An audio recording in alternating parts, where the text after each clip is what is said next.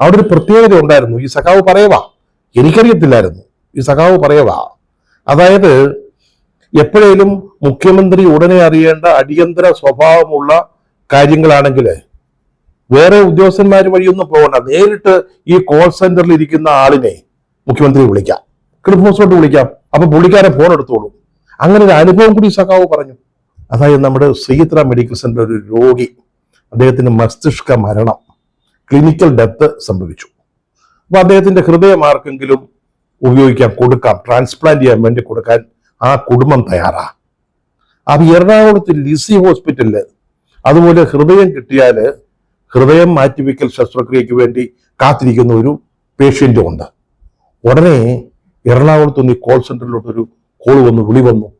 വെളുപ്പിനാ കേട്ടോ, അത് അന്നത്തെ ഹൈബിയുടെ MLA വിളിച്ചെന്നാ അന്നൊക്കെ കേട്ടിട്ടുള്ളത്. ഏതായാലും അപ്പൊ 1:30-2 മണിയായി. മുഖ്യമന്ത്രി വീട്ടിലുണ്ടപ്പോ മുഖ്യമന്ത്രിക്ക് കോള് പോയി. മുഖ്യമന്ത്രി പാഞ്ഞ് ഓഫീസിലെത്തി, സെക്രട്ടേറിയറ്റ് ഓഫീസിലെത്തുന്നു.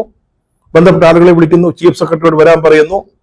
നിമിഷ നേരങ്ങൾക്കകം നമ്മുടെ കൊച്ചിയിലെ നാവികസേന വിമാനത്താവളത്തിൽ നിന്ന് ഒരു ഹെലികോപ്റ്റർ തിരുവനന്തപുരത്ത് എത്തുന്നു.